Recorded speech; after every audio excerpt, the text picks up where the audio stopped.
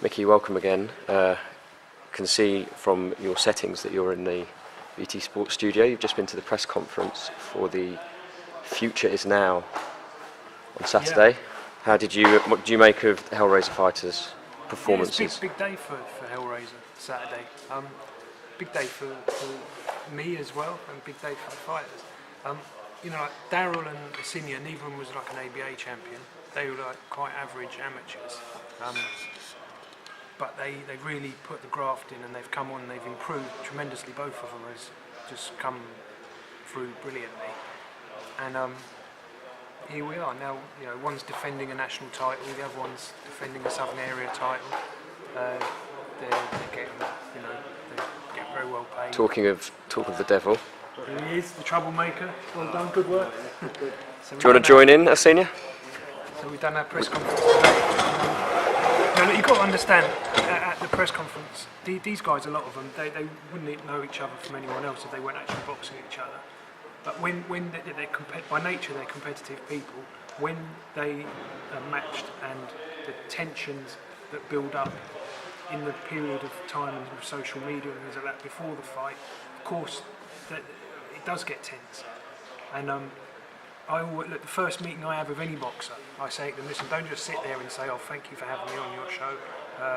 I'm taking it one fight at a time now. No one's interested in that. They don't want to see it. Well, that certainly showed by today. he quite naturally, he's a showman anyway. So he's sort of, but he's playing a game. Listen, there's no actual hatred of. I mean, if you look on social media, there's probably more hatred being directed at him than at anybody else. Oh yeah, and I mean, Asinia, obviously, I've spoken to you off camera, and then your persona that you bring to the game is a lot more kind of cocksure and. I mean, don't get me wrong, it's entertaining, but you said you thought Sammy McNess seemed a little bit scared today.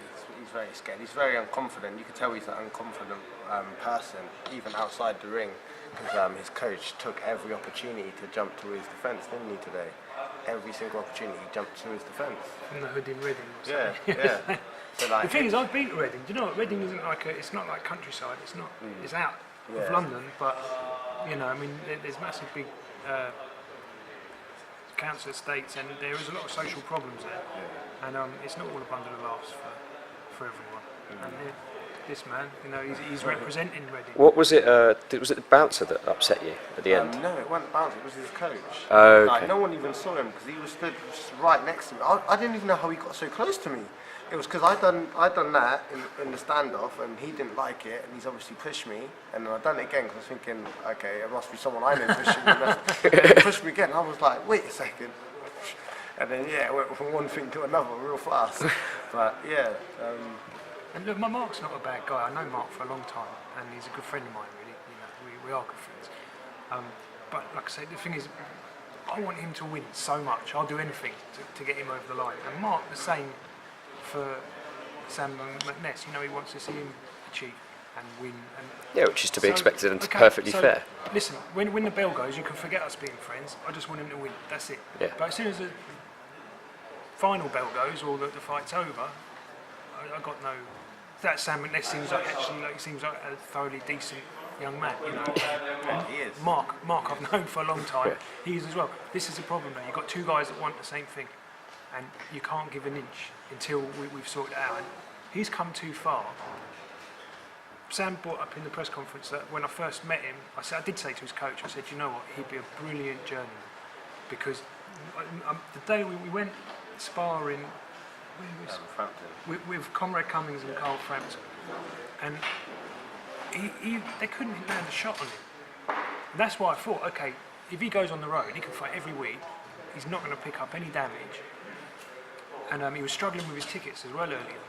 So we sort of have to weigh up the options. But until, why take a guy that's won his first 2 or 3 and just put him out of his depth?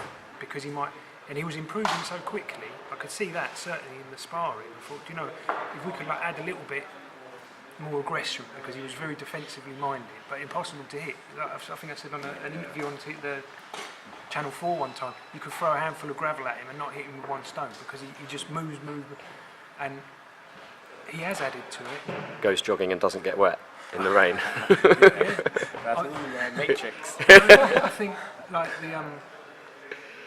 that gave you a very solid foundation, and now you've added to it. And I think the Herman fight was a big. I mean, you said it yourself. It was a big step in the learning curve. And I think, do you know what? A big part of me regretted making that fight because I hesitated and I thought about it because I thought we could do with some stepping stones closer to that level. But at the same time, I thought he would win it. I thought it's a risk, but it's like a 60-40 risk in our favour. Even between the end of the fight and when they announced the decision, I thought he's nicked it, he's got it. I didn't think there was much in it, but I did think he won it. When they announced that he'd lost, I was just sick. I thought, yeah, how can you put everything on the line, you know, you did it. But anyway, right, since then, he's had 2 very good wins, 3 very good wins. He had the one on the dinner show. I was thinking more of the 2 big fights that he's had good wins in. But even the dinner show on the Mayfair Sporting Club show, I remember your attitude was completely different to anything I've seen before. And if we hadn't had that Herman fight where he lost, we wouldn't have seen that change in you for the next fight. So, do you think that brought the best out of you then, the loss? 100% did, yeah. Oh, you're a better fighter now. I mean, you now would beat you before the Herman fight 1 million times out of a million. Stoppage as well. My Asinia never gets stopped. I mean, you know, he's not got a massive knockout ratio, Sammy, and Not at all. if you beat Arthur Herman, who'd come down, or sorry, if he couldn't get you out, and he'd come down in weight, hadn't he? Yeah. And I had him hurt, and I had him hurt more than he didn't have me hurt at all. I had him hurt at like I think it was 2 or 3 times where it was a chance of a stoppage, but I weren't hitting hard enough to get him out then. Do you think you are now? Oh yeah, 100% now. I reckon even in that fight, if I had stuck it on him for longer, then I would have got him out. But I was too busy because I was worried. In the back of my head, I hadn't done 10 before. But for that fight, I was probably fitter than I have been. Even for this fight, I was probably fitter than then. But because I hadn't done the 10 rounds, I kept a load in the tank. And by the time I got to the 10th round, this finish, I was like, I can fight another fight. So, I mean, against John Brennan, it wasn't like single blows. That it was, you were raining them down on him and just mixing it up. Is that what you plan to do again, or? Yeah, definitely. If he gets that far, you know, he might go out from 1. How do you see it, Mickey? I'd be surprised if we stopped him in a round, but I 100% believe it will win it. I'm out to shock everyone. I think, do you know what? I think the bookmakers, what was I bet boxing odds? I mean, you're quite a big underdog. It's a 9-2 on points or something, I think. The guy's never gone past 6 rounds, which you've had 3 10-rounders. I think, you know what, I think they're taking a big risk. What you said in there is that someone's made a mistake, and I think... It's been an admin error. I think it's a valid point. I think, you know, if I had witnessed, I probably would have waited for more fights before fighting Asinia. I think there is a big risk, and I think, you know how to pace yourself for 10 rounds. Not the same doing it in the gym and doing it in a fight, especially on a big show like this. I think it's a big difference. I've done it. I've been there. I was less than him. He's done the 6 rounds. I went from 4 to 10 rounds. So I'd done it on a bigger scale. And like I said, I got out of the ring. It was like, hey, I could fight again. And I was so fit. But at the time, you're always going to be worried about them last rounds. Now imagine that, and I was actually winning the fight. He wasn't hitting me at all. For some illness, he's going to be getting hit, he's going to be getting hurt, and then he's still going to be thinking, oh, am I even going to make it to the later rounds?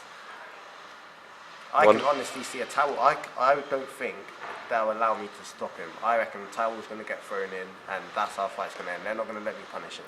Well, I was about to finish on saying, would any of you like to make a bold statement, but that'll do. I think they'll throw in the towel. Yeah, towel, man.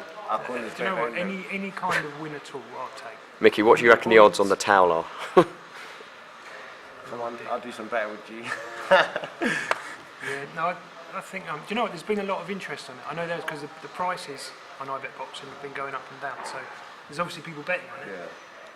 And it is that kind of fight where you could pick, you know, for different reasons. You could say, oh, you know, he's obviously got very good amateur career, Sam McNess, and he's a sort of Frank Warren fighter from day one.